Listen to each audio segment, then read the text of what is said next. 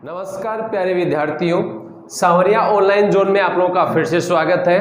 अपने जो first chapter चल रहा था उस चैप्टर के बोर्ड में आए हुए क्वेश्चन 2008 से लेके 2020 तक के जितने भी आप लोगों के क्वेश्चन थे, 2008 से 2020 तक के जितने भी आप लोगों के बोर्ड के क्वेश्चंस थे वो चल रहे थे।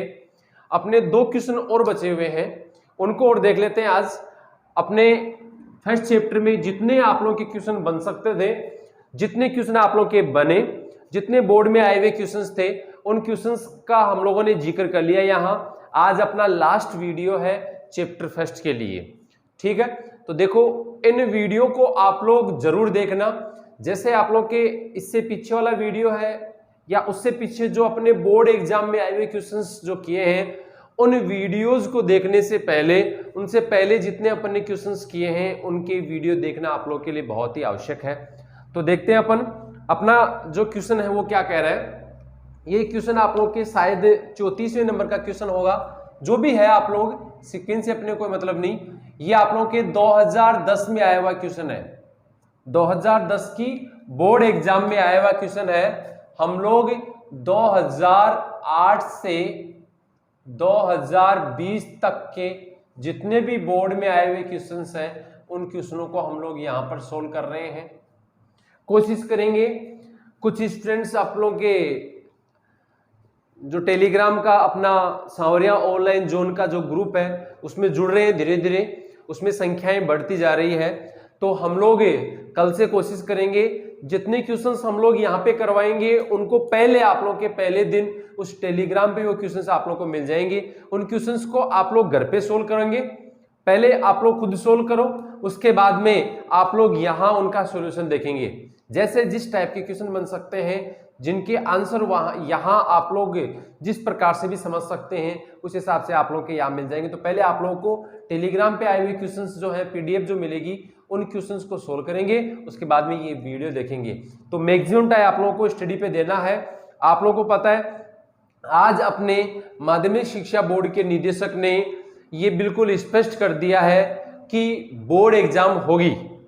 अपने 12th क्लास की और 10th क्लास की दोनों बोर्ड एग्जाम सेपरेट ली जाएगी। इसमें किसी प्रकार का कोई संदेह नहीं है, किसी प्रकार का कंफ्यूज होने की आप लोगों को आवश्यकता नहीं। आप लोगों की एग्जाम होगी। अब उसके टाइमिंग के लिए आप लोगों को पता है धीरे धीरे अपने केस घट रहे हैं कोरोना के। अभी भी आप लोगों को सुरक्षा की बहुत जरूरी है, घर पे रहें, बाहर ना निकलें। अपने मौत का आंकड़ा वो का वो चल रहा है, वो नहीं घट रहा, लेकिन धीरे धीरे अपने ये भी सब कुछ नॉर्मल हो जाएगा। आप लोगों की एग्जाम होगी 10th और 12th क्लास की, ये आज माध्यमिक शिक्षा बोर्ड के निदेशक ने स्पष्ट कर दिया है।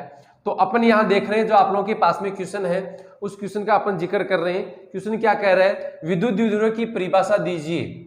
विद्युत द्विध्रुव, विद्युत द्विध्रुव की परिभाषा दीजिए, की परिभाषा दीजिए। देखो, सबसे पहले अपन बात करेंगे जो आप लोगों के पास में विद्युत द्विध्रुव है उस विद्युत द्विध्रुव की परिभाषा के बारे में। फिर आगे क्या कह रहा है, ये आगे और है क्वेश्चन, विद्युत द्विध्रुव, विद्युत द्विध्रुव की निरक्ष रेखा पर, की निरक्ष रेखा पर स्थित बिंदु, स्थित बिंदु पर विद्युत क्षेत्र की तीव्रता की गणना कीजिए और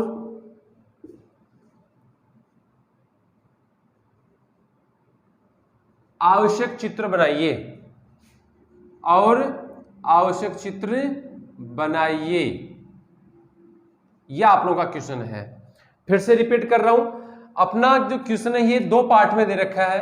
एक तो परिभाषा पूछ रहा है विद्युत द्विध्रुव की, मैं आप लोग को पहले बता चुका हूं, अपन पढ़ चुके हैं इस पॉइंट को। यहां एक बार आप लोग के फिर रिपीट कर रहा हूं, विद्युत द्विध्रुव किसे कहते हैं। विद्युत द्विध्रुव दो ऐसे आवेशों का युग्म होता है जिनके परिमाण तो समान होते हैं लेकिन दिशा परस्पर प्रकृति परस्पर विपरीत होती है।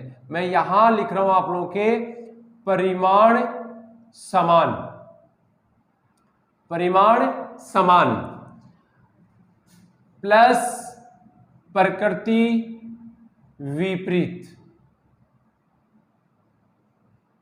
समझ गए? मतलब अपन दो ऐसे आवेशों का एक युग्म लेते हैं जिनका परिमाण तो समान है लेकिन प्रकृति विपरीत है। एक की प्लस है तो दूसरे की क्या है, माइनस है। इनको यदि एक निश्चित दूरी पर या न्यूनतम दूरी पर व्यवस्थित करें तो हमारे पास में एक युग्म बनता है।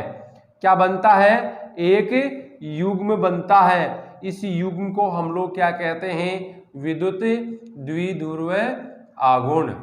विद्युत द्विध्रुव आघूर्ण, विद्युत द्विध्रुव।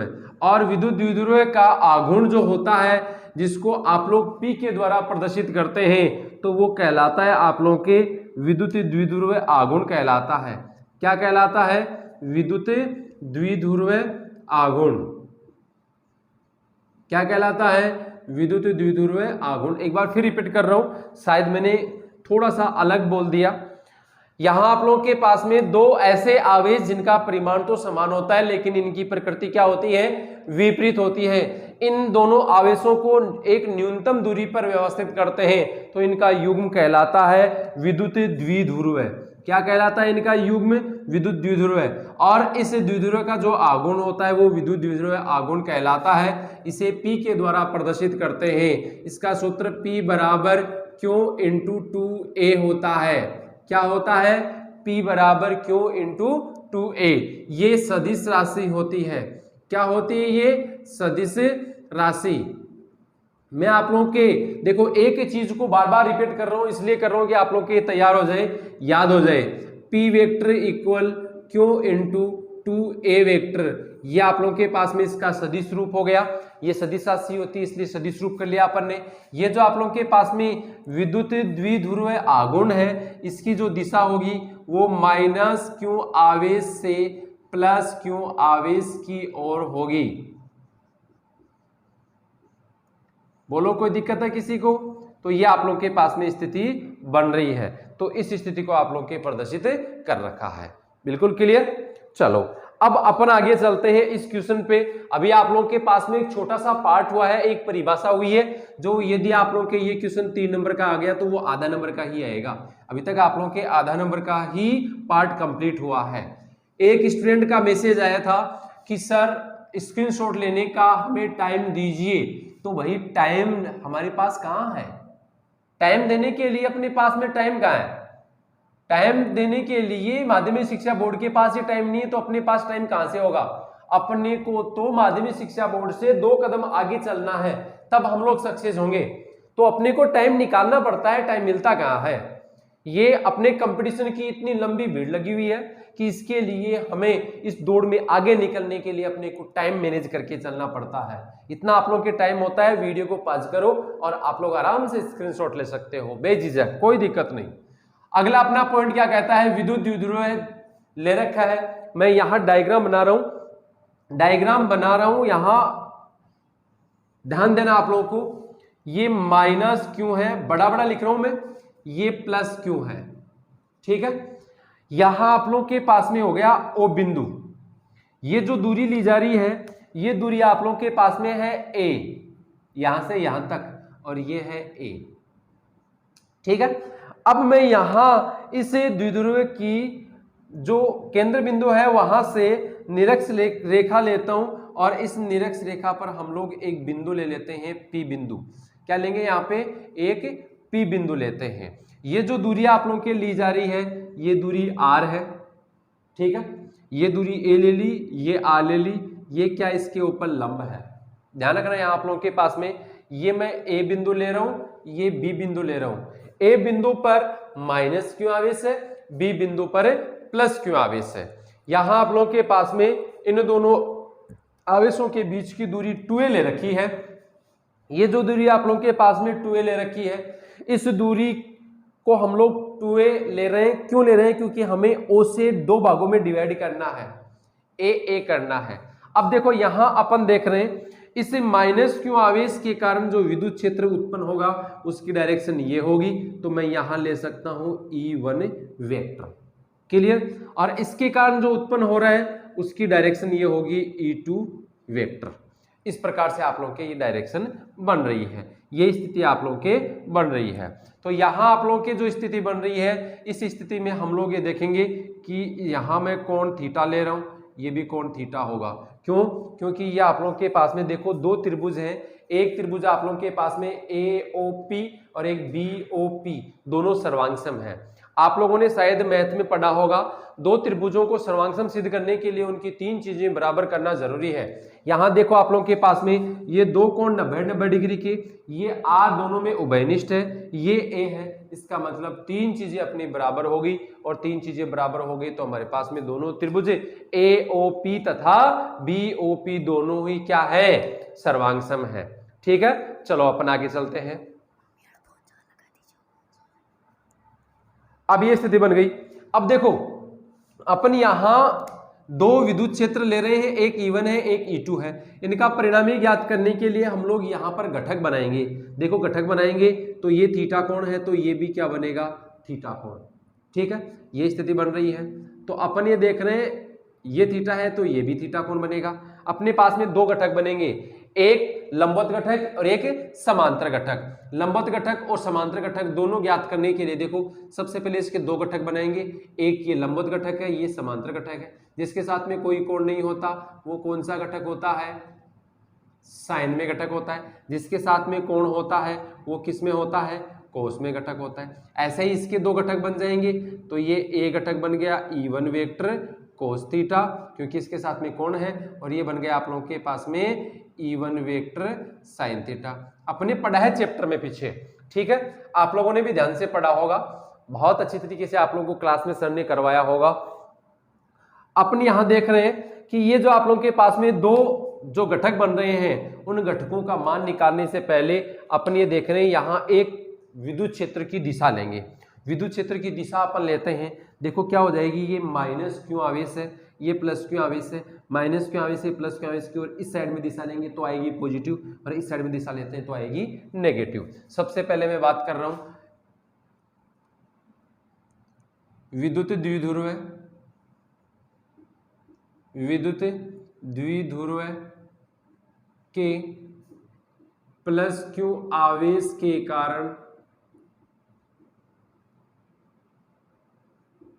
कारण विद्युत क्षेत्र की तीव्रता, विद्युत क्षेत्र की तीव्रता क्या होगी? विद्युत क्षेत्र की तीव्रता ये आप लोगों के पास में हो जाएगी E2 वेक्टर। वेक्टर लेना चाहो वेक्टर ले सकते हो, वरना आप लोग सीधा सामान में निकाल सकते हो। ये हो गया 1/4 पाई एप्सिलॉन नॉट, ये क्या हो जाएगा? क्यू अपॉन BP का स्क्वायर।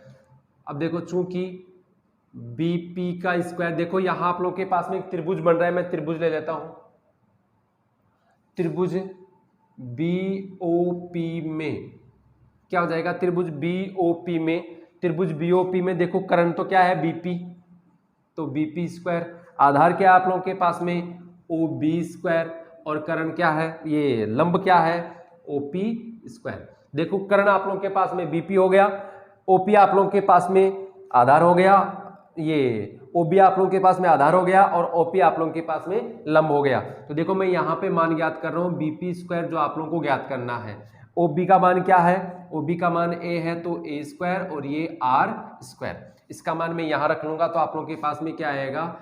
E2 बराबर 1/4 pi epsilon not Q upon A square plus R square. ये हो गया समीकरण नंबर 1।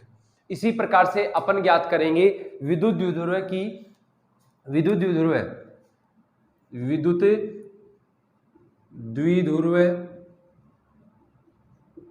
के माइनस क्यू आवेश के कारण विद्युत क्षेत्र की तीव्रता क्या हो जाएगी? बताओ विद्युत क्षेत्र की तीव्रता। विद्युत क्षेत्र की तीव्रता ज्ञात करने के लिए अपने पास में देखो E1 आ गया 1/4πε0 हो गया, और ये आप लोगों के पास में क्यों आवेश है, इसका मैंने परिमाण ले लिया, क्यों आवेश अपॉन क्या हो जाएगा आप लोगों के पास में बताओ, ये मान आप लोगों के पास में हो गया ये AP का स्क्वायर ज्ञात करने के लिए हमें क्या चाहिए, त्रिभुज चाहिए।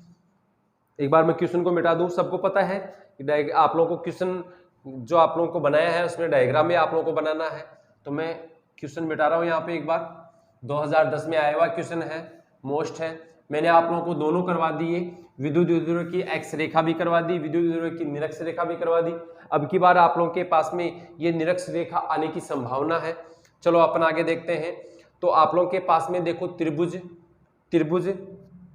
AOP में क्या हो जाएगा बताओ, AOP में आप लोगों के पास में देखो AP कर्ण हो गया, ठीक है, और OA आधार हो गया, और लंब क्या हो जाएगा आप लोगों के पास में OP, तो OP का स्क्वायर हो गया, तो AP स्क्वायर बराबर A square plus R square, same as it is वो का वो आ रहा है, AP स्क्वायर बराबर BP स्क्वायर सेम है, अतः E1 बराबर 1/4πε0 Q upon A square plus R square, ये हो गया समीकरण नंबर 2। अब देखो समीकरण 1 और समीकरण 2, ये समीकरण 1 आप लोगों के पास में आ गया और ये समीकरण 2 आ गया, तो समीकरण 1 व 2 समान है। अब क्या समान है, परिमाण समान है, तो हम अपन यहां लिखेंगे समीकरण 1 व समीकरण 2 से स्पष्ट होता है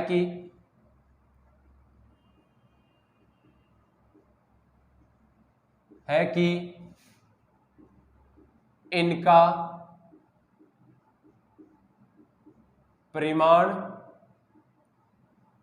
समान है।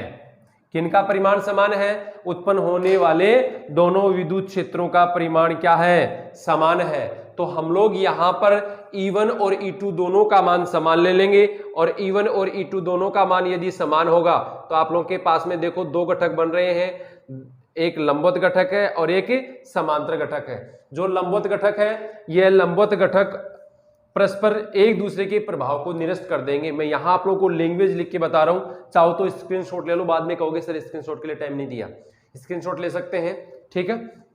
देखो अब अपन बात कर रहे हैं, तो यहां आप लोगों के पास में समीकरण 1 और समीकरण 2 से अपने को स्पष्ट हो रहा है कि लगने जो आप लोगों के यहां उत्पन्न होने वाले विद्युत क्षेत्र है E1 बराबर E2, दोनों का मान समान है, परिमाण समान है, अतः लंबवत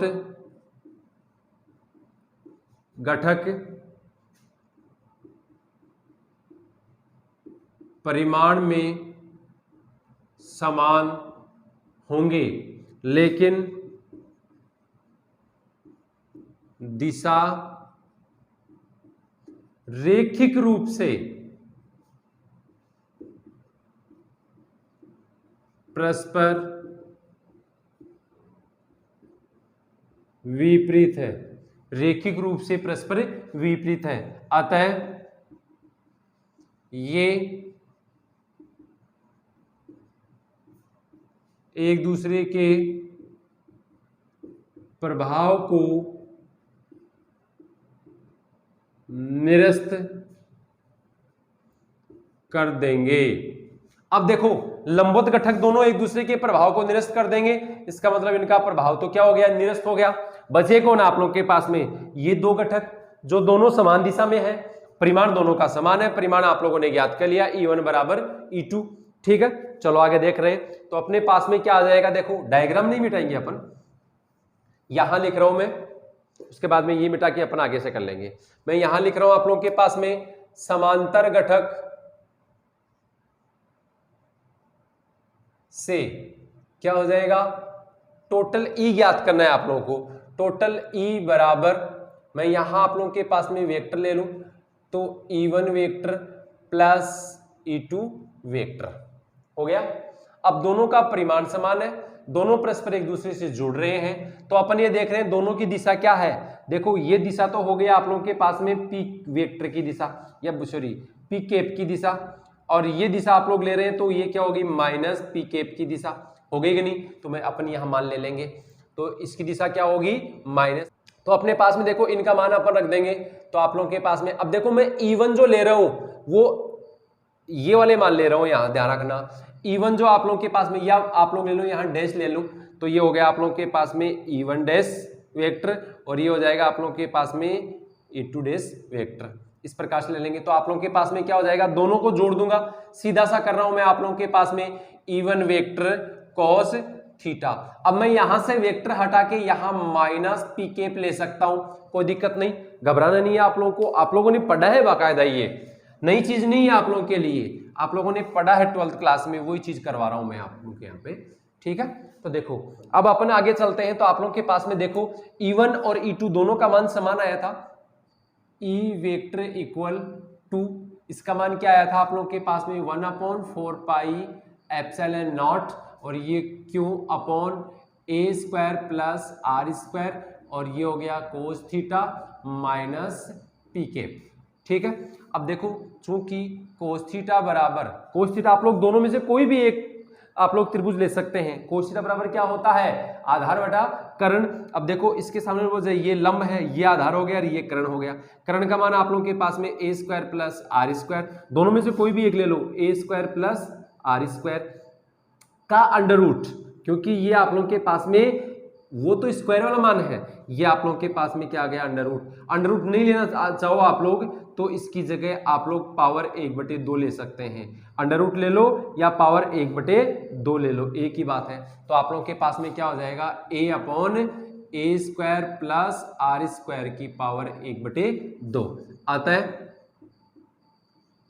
E vector equal two into 1 आप लोगों के 4 pi epsilon not Q upon a square plus r square की पावर 1, ठीक है। फिर आप लोगों के पास में क्या हो जाएगा, a upon a square plus r square की पावर 1/2, और ये हो गया माइनस पी कैप। अब देखो जो आधार समान है उनको जोड़ दो, देखो 2QA क्या हो जाएगा, P हो जाएगा 1/4 पाई एप्सिलॉन नॉट, ये हो गया आप लोगों के पास में P, a square plus r square की पावर, देखो इसकी पावर 1 है, इसकी पावर 1/2 है, 1 और 1/2 दोनों जोड़ देंगे तो 1 से 1/2 आएगा, यानी कि 3/2 आएगा, माइनस पी कैप। यहां तक क्लियर।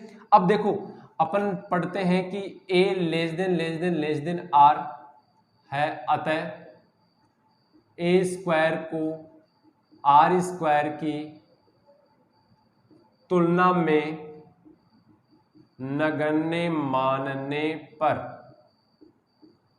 अब नगण्य कैसे मानेंगे, सीधा नगण्य नहीं मान सकते अपन, अपना एक तरीका होता है, उस तरीके से मानेंगे।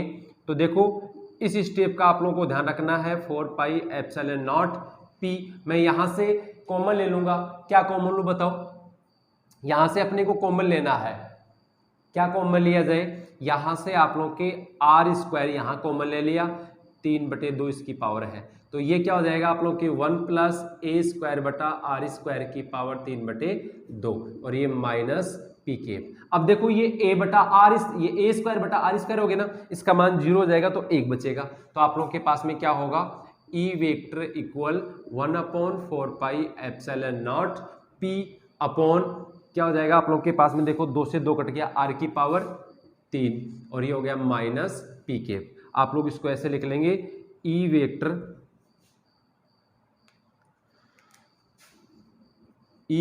Equal minus 1/4 pi epsilon not P upon r cube, और ये पी कैप, यह आप लोगों की स्थिति बनेगी। इसका यदि अपन परिमाण याद करना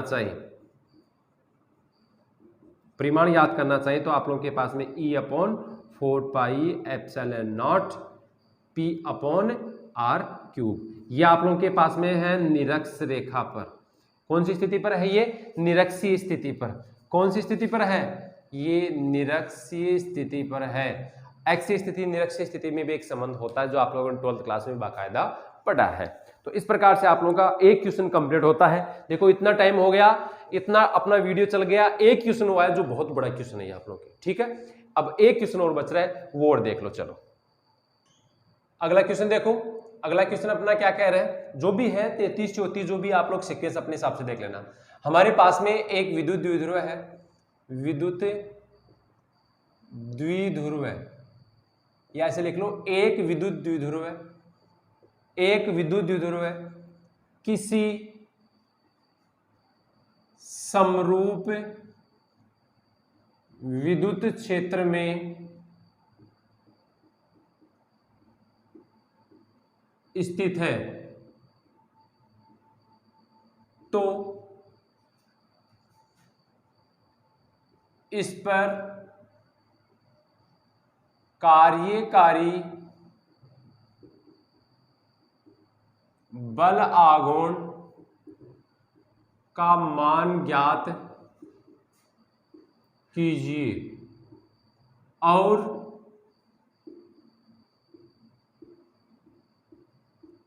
आवश्यक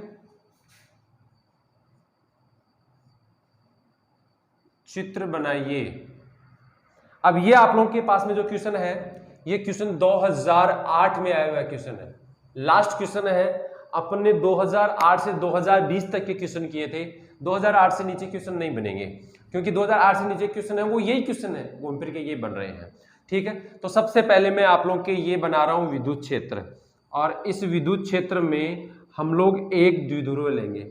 ये विद्युत क्षेत्र बन गया जो समरूप विद्युत क्षेत्र है। इस विद्युत क्षेत्र में हम लोग एक द्विध्रुव लेते हैं -q और +q। यहां आप लोगों के पास में A है और ये B है। ठीक है, अब अपन देख रहे हैं ये जो दूरी आप लोगों के ली जा रही है ये क्या है, 2a है। क्लियर। अब यहां एक बल कार्य कर रहा है जो इस दिशा में होगा, F vector equal -QE vector, क्योंकि विपरीत दिशा में है विद्युत क्षेत्र के। एक आप लोगों के बल इधर कार्य करेगा जो F vector equal QE vector है। ठीक है, अब अपन आगे चलेंगे तो इसको यदि मैं आगे की ओर बढ़ाऊं और B बिंदु से यदि इसके ऊपर लंब डालता हूं, देखो आप लोगों को दिखेगा नहीं ये, इसलिए डॉट डॉट से न बना के मैं सीधी रेखाएं बना रहा हूं। तो इस प्रकार से आप लोगों के पास में यहां C बिंदु बनेगा। क्या बनेगा यहाँ पे, C बिंदु। ठीक है, बोलो कोई दिक्कत हो तो। ये आप लोगों के पास में हो गया थीटा कोण। क्या है ये, थीटा कोण। तो अपने को ज्ञात करना है सबसे पहले, देखो बल नहीं पूछा इसमें, लेकिन मैं आप लोगों को बता रहा हूं। सबसे पहले अपन ज्ञात करेंगे बल, बल आघूर्ण पर लगने वाला बल।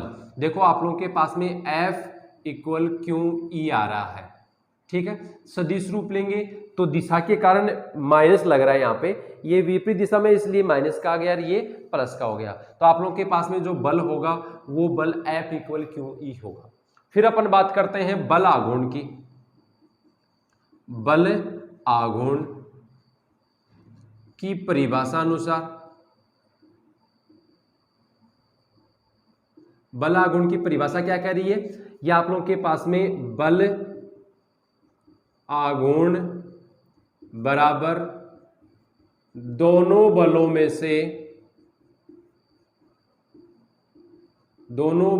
से किसी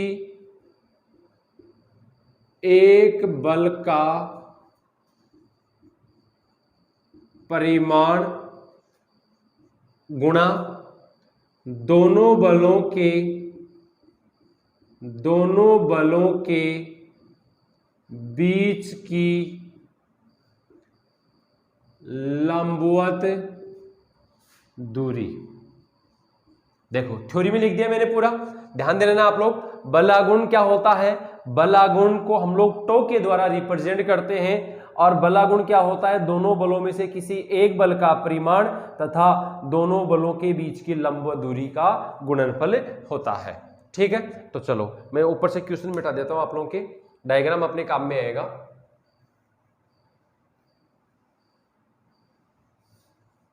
जिनको स्क्रीनशॉट लेना है, क्वेश्चन उतारना है, आराम से अपनी जो लाइव क्लास चलती है उसमें आप लोगों का काम है समझना। जो चीज आप लोग नोट कर सको वो नोट कर लेना। फिर भी कोई चीज छूट जाए तो आप लोग के जो वीडियो है उस वीडियो को आराम से आप लोग आगे पीछे करके देख सकते हैं।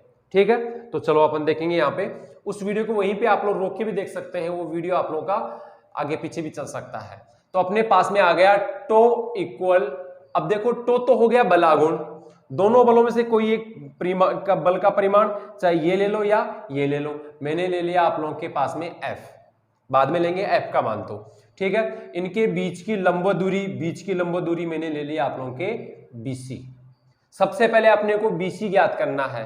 BC ज्ञात करने के लिए क्या चाहिए, अब अपने पास में देखो ये BC क्या है, BC आप लोगों के पास में है लंब, तो अपने पास में चूंकि लंब और कर्ण में संबंध कौन बताता है, साइन थीटा, तो अपने पास में आ गया साइन थीटा बराबर BC अपॉन AB और BC बराबर AB साइन थीटा। अब देखो आप लोगों के पास में AB का मान दे रखा है, कितना दे रखा है, AB का मान दे रखा है 2A, तो आप लोगों के पास में क्या हो गया, BC equal 2A sine theta. अब इसकी वैल्यू अपन इसमें रख लेंगे समीकरण 1, और अभी आप लोगों के पास में F का मान आया था, तो समीकरण 1 से क्या हो जाएगा, टो बराबर F का मान क्या आया था, QE, और ये क्या हो जाएगा आप लोगों के पास में 2A साइन थीटा। ठीक है, फिर अपन चलते हैं आगे, चूंकि Q इंटू 2A बराबर क्या हो जाएगा P, तो टो बराबर देखो Q, या आप लोगों के पास में देखो एक तो Q और 2A दोनों का गुणनफल क्या हो रहा है, P हो रहा है, तो ये हो गया PE साइन थीटा, तो टो बराबर क्या हो गया PE साइन थीटा। ठीक है, बलागुण जो होता है, बलागुण का मात्रक क्या होता है, बलागुण का मात्रक होता है न्यूटन इंटू मीटर। बलागुण का मात्रक क्या होगा, न्यूटन इंटू मीटर। बलागुण एक सदिश राशि है, सदिश राशि है, इसलिए इसका सदिश रूप देख लेते हैं। सदिश रूप क्या हो जाएगा इसका, देखना, इसका सदिश रूप हो जाएगा टो वेक्टर बराबर P vector cross E vector. ठीक है, देखो यहां पे इसको मैं समीकरण 3 ले लूंगा, समीकरण 3 बना दूंगा यहां पे। या आप लोगों के पास में देखो बलागुण है, ये सदिश राशि है, P सदिश राशि है, E सदिश राशि है, तो P वेक्टर और E वेक्टर दोनों का गुणनफल हो गया। ये जो आप लोगों के है ये कहलाता है सदिश गुणन। क्या कहलाता है, ये सदिश गुणन। और ये जो सदिश गुणन होता है, इस सदिश गुणन का जो विस्तार होता है वो साइन थीटा ही आता है। इस प्रकार से आप लोगों के पास में ये क्वेश्चन हो गया। इसमें बल भी मैंने आप लोगों को बता दिया, बल आघूर्ण भी मैंने आप लोगों को बता दिया। तो ये आप लोगों का जो फर्स्ट चैप्टर है उसमें बोर्ड में आए हुए क्वेश्चन आप लोग कंप्लीट हो गए हैं। वैसे जो क्वेश्चन बनते हैं वो सब मैंने करवा दिए हैं। तो अपना फर्स्ट चैप्टर बिल्कुल सभी प्रकार से कंप्लीट है। किसी प्रकार का यदि कोई क्वेश्चन पूछा जाएगा तो इनमें से ही आएगा, इससे बाहर कुछ भी नहीं आएगा। और टेलीग्राम ग्रुप को आप लोग जल्दी जल्दी ज्वाइन करें, जिससे आप लोग क्वेश्चन डालना शुरू करें। ठीक है।